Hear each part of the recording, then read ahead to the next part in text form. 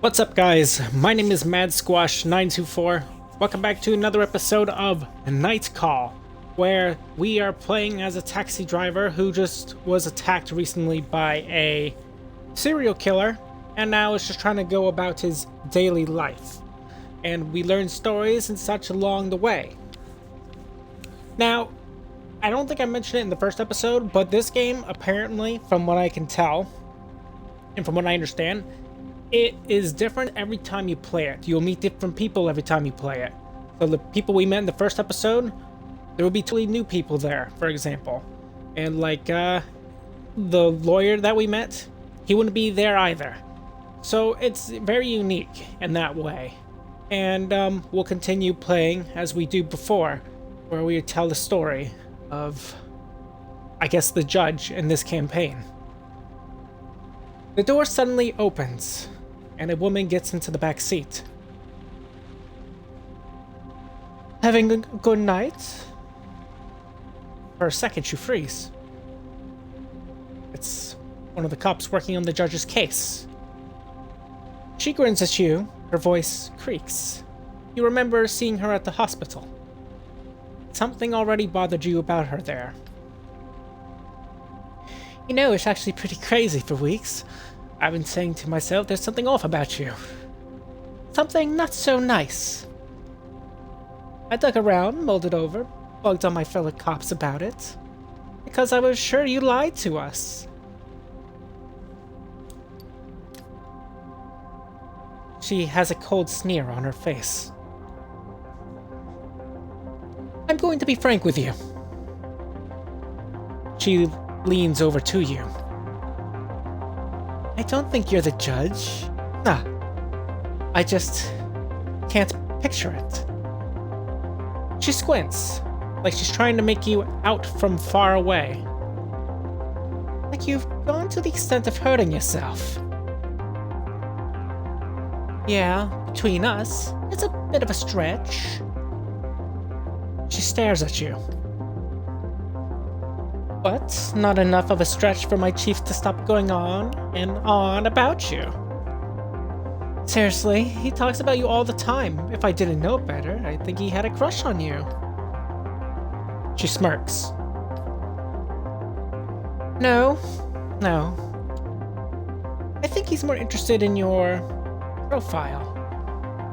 In prison at 17, an icy chill fills your gut.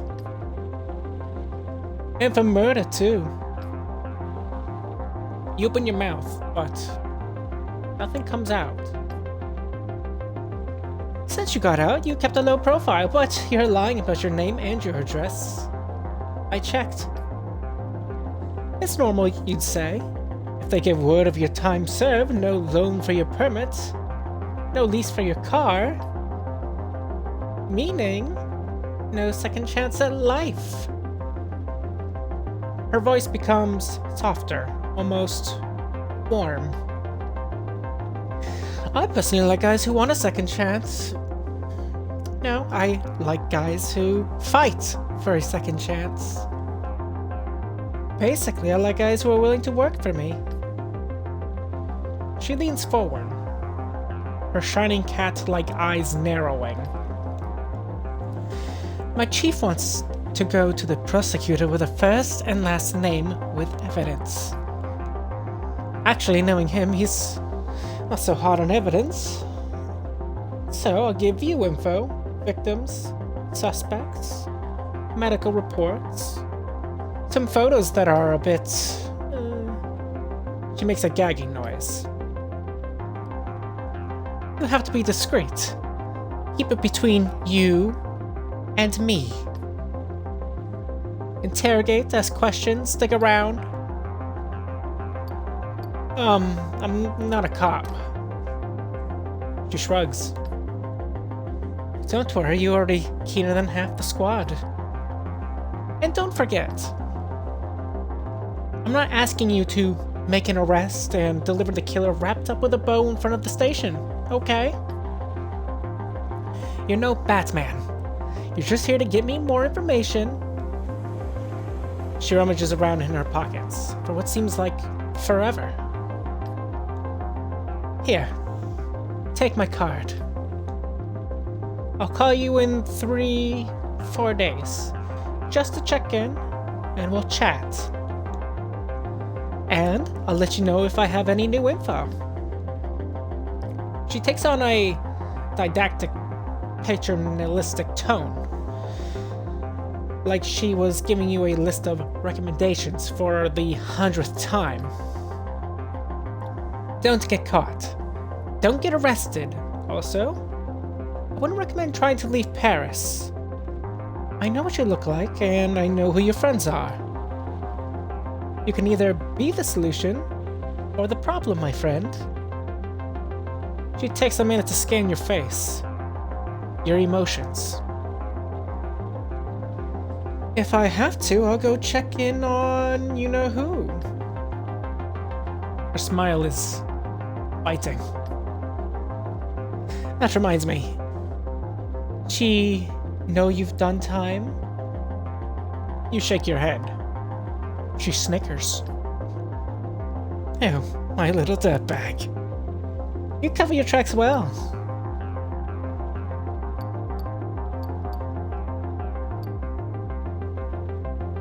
I mean, I did what I could, I suppose.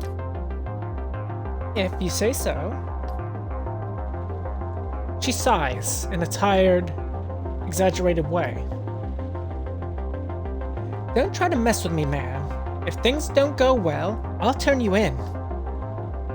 I'll send your picture to all my friends in the media and every asshole in Paris. Your picture with your name on it. Your real name. Anyone close to you will have their places searched. They'll be put under house arrest, spend nights in jail. You have any idea how tense things are with that fucker's trial underway? You sigh. You know just what she's trying to get at. Come to think of it, your last names are almost the same. We could be brothers, actually. I'm nothing like that son of a bitch. She smiles. Let me tell you, with that face of yours and your handle, they'll welcome you with open arms. She takes on a serious tone, businesslike. I want to catch this killer personally, okay? I want to drag him to court, ruin his fucking life with a bang. I can't botch this case, you got me, and neither can you, right? Obviously. Oh, great then. We see eye to eye. So you can just say you're my informant, my CI. You ripped open your gut, you saw your own insides, you were in a coma. Yeah, you have plenty of reasons to want to get back at him. She furrows her brow. Yeah, and I think you're actually going to do what I tell you to do. You investigate, ask questions, listen to all the rumors, and you come up with a list of suspects. She lays her hand on the door handle and freezes. Oh, right, and don't get fired. Without this cab, you're worth nothing to me. You glare at her.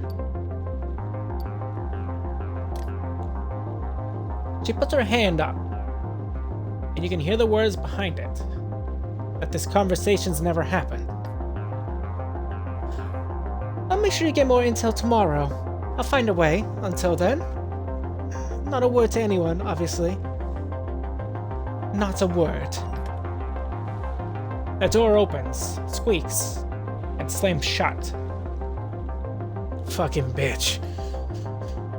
You sit alone for a while, teeth clenched, dry-eyed, ears buzzing. Shit. On the back seat, the cop left a pile of papers. Shit! Key in the ignition, motor running. Radio on, crackles. You turn it off and start driving. Let's see. Talking to passengers might unlock new documents and clues for your investigation. You will find them back at your studio after your shift. We have a goal. Clues available in our room. So, we have to gain information about this killer, the judge, or risk being imprisoned ourselves, apparently. It's not good. Let's see what we come up with for now. Looks like we have 5 different pictures, 5 documents. You take a second to enjoy the silence of your studio apartment. Outside, the city is slowly waking up. You can still hear the hum of the taxi buzzing in your ears. You throw the files Bussett gave you on the table. On the wall, you hung up the big corkboard where you used to pin up photos of your nephews. They've been gone since you got out of the, well, you're plain and simple. Jot down all the pieces of evidence and connect them to the suspects.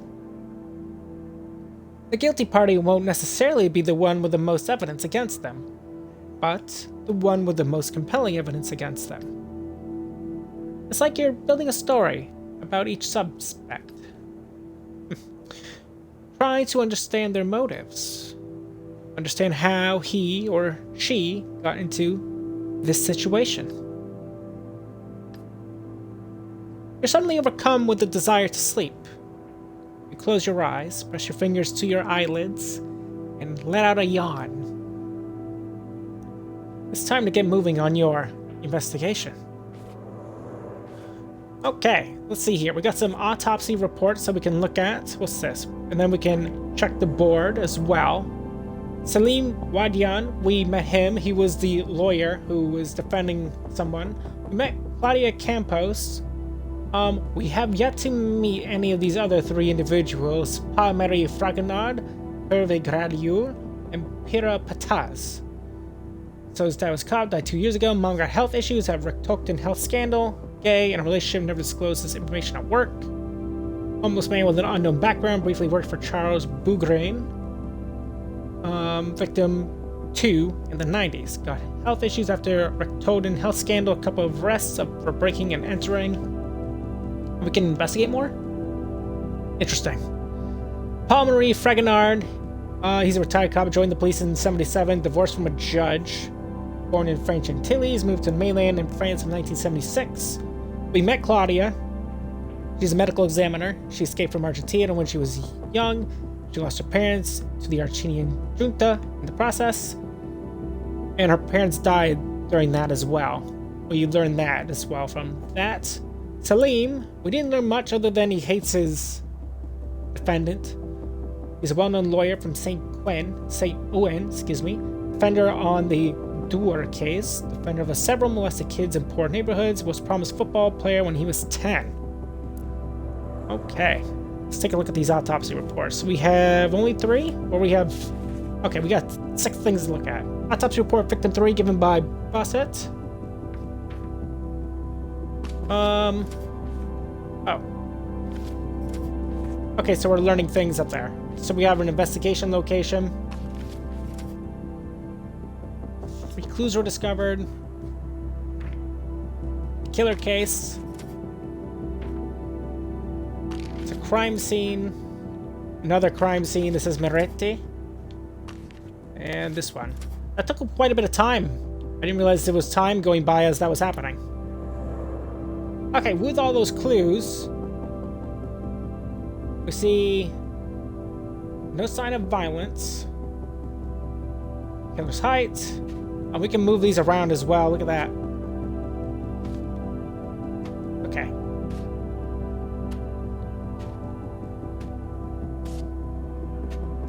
How do we connect these?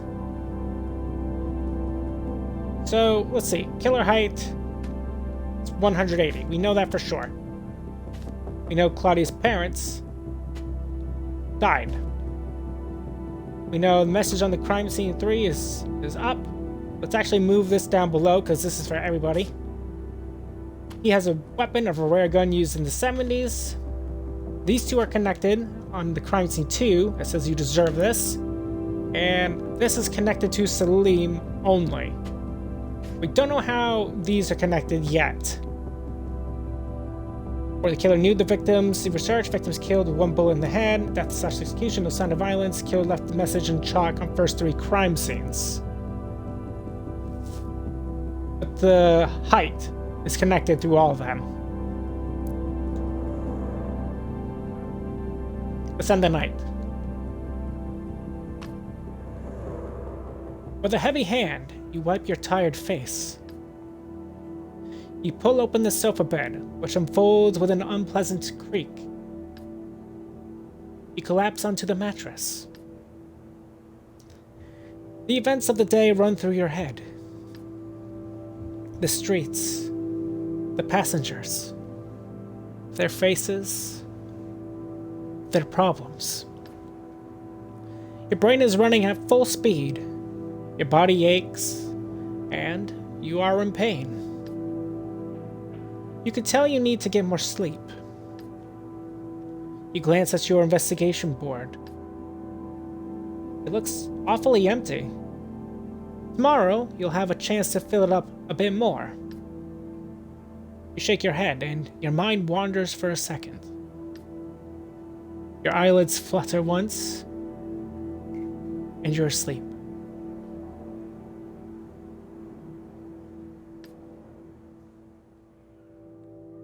The next day passes. You open one eye. It's pitch black outside. It's time for work. You get up quickly.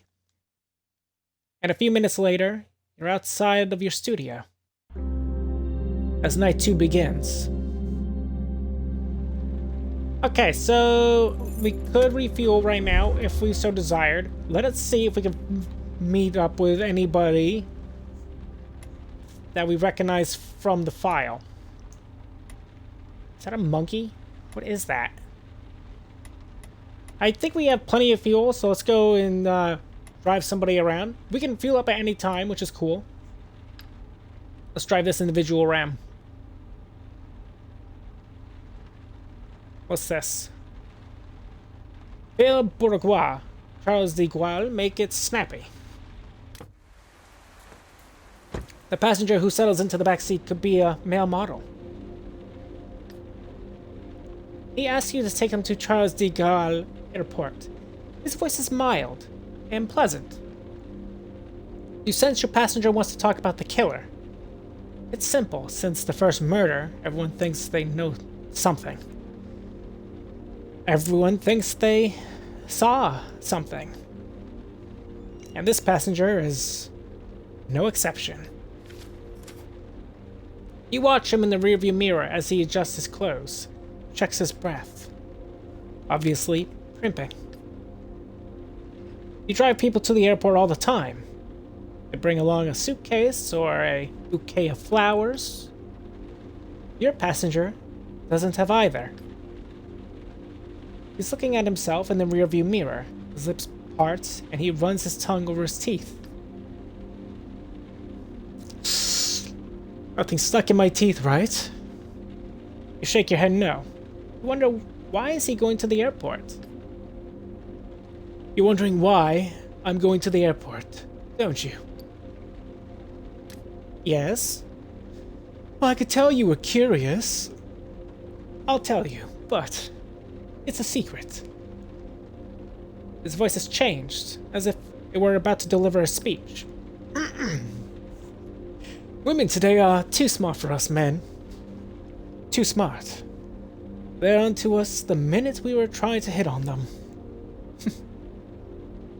He crinkles his nose, as if there was a bad smell in the cab. There are dozens of books on how to get lucky, on how to score, but they all make the same big mistake. You know what the mistake I'm talking about is?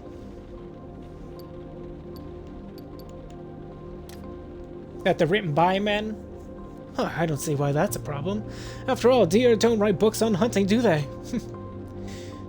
He smirks. No, let me tell you. All those books about hitting on women never tell you where the best hunting grounds are. A theatrical pause.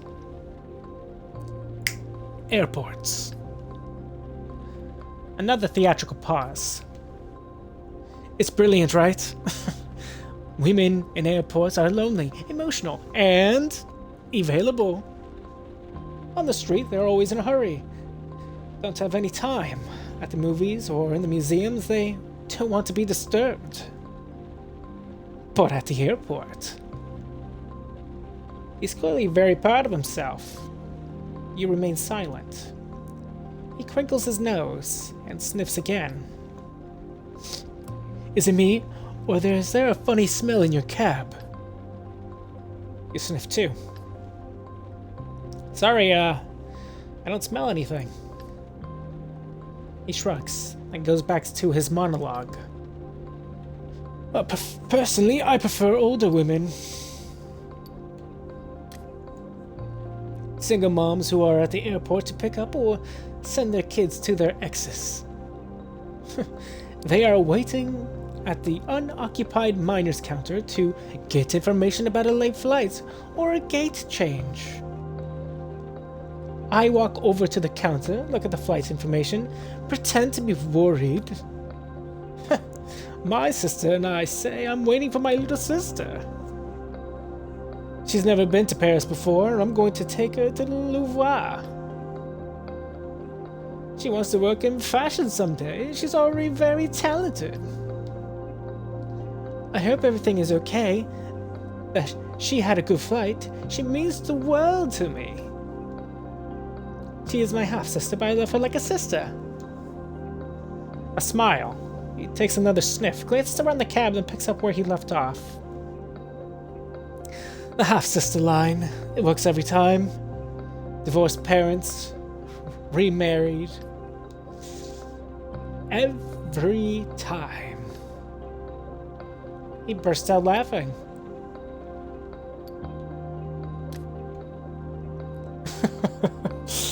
A word of advice, though. You have to get there early. Make a day of it. Keep an eye on the domestic flights, the delays, the companies. It requires a little preparation, but I usually go home with 20, even 30 numbers. In 6 hours. Not bad, eh? Excuse me, do you mind if I ask you a personal question? No, of course not, not at all. Anything to help you understand my game plan.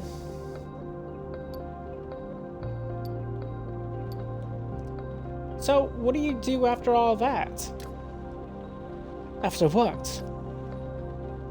You know, after you get their numbers. Huh, that's a very good question. I rate all the women I talk to, give them stars on a scale of 1 to 5, according to appeal level. I go home and I start sending messages. First to the 3 stars. He drops his voice in knowing tones. They're the easiest, the best looks, easy ratio. Same thing the next day with the 4 stars. They usually play hard to get. They see themselves as real beauties. He sniffs. They look up disgust. And then the 5 stars.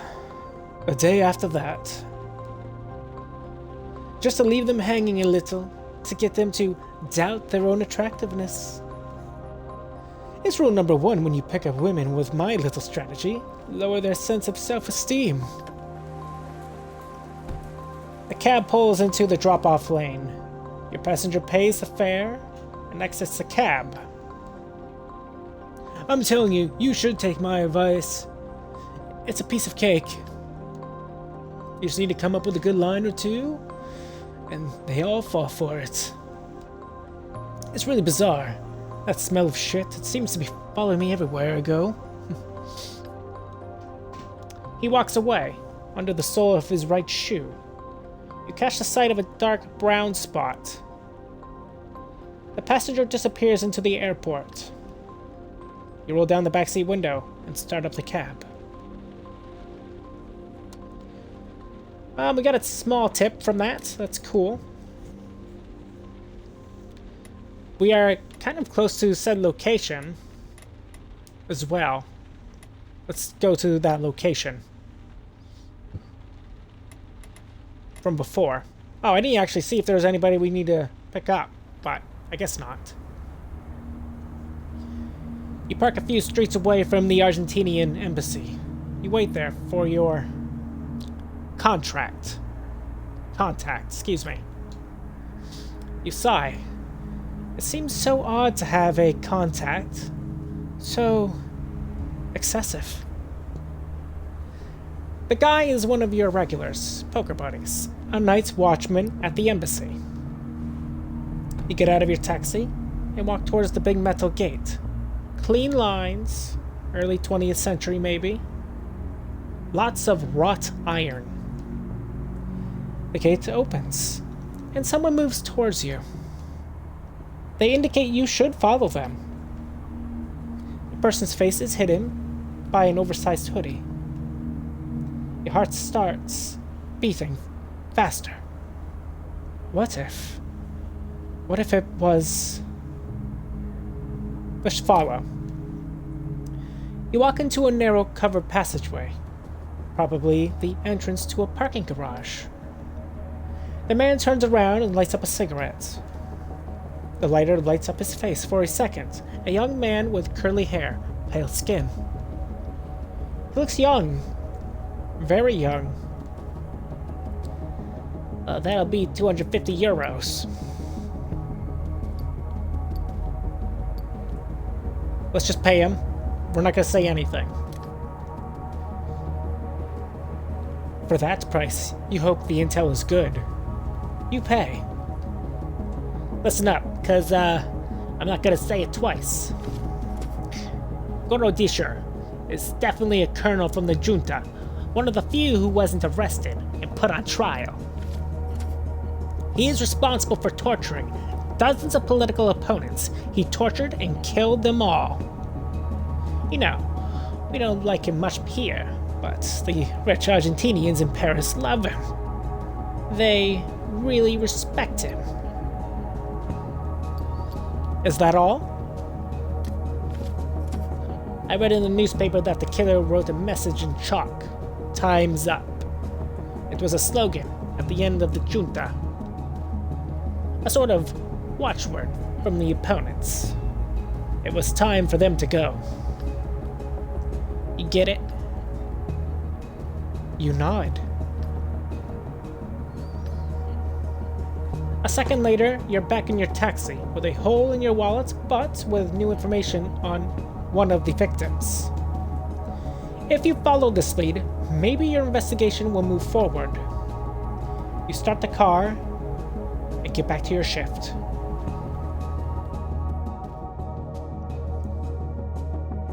Well, that's very interesting. Where is Mr. Junta? I want to know where this individual is. And can we check the pest decks from here? Do we have a Mr. Junta on here? We do not.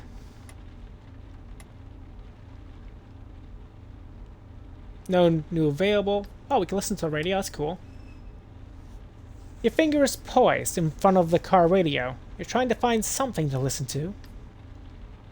It should be about time for Top News Tonight, one of those call-in shows. Okay, let's listen to the news first. You happen upon the nighttime news. In a brief update about the Judge affair, the news anchor emphasizes the fact that the first 3 victims were part of a data leak. You vaguely remember the events 2 years ago. A bunch of criminal records were leaked. Could be helpful in finding your suspect. As soon as the news is over, you turn off the radio so that the cab is silent again. Huh, that's very interesting. Is that Santa Claus? That's hilarious. Well, I think this is probably a good spot for us to end today's episode of Night Call. I hope you guys all enjoyed as much as I have. This so far has been very cool, very fun. I am enjoying it quite immensely.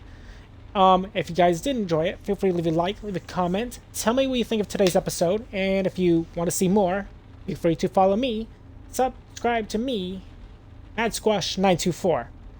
And don't forget to ring the bell to get notified of my latest videos. On the next episode, we are going to be picking up more people, finding more information about the judge. And, you know, maybe we'll do some other things. In fact, doing anything on here actually takes time, if you noticed. It's interesting to note. So, I'll see you then. Bye-bye.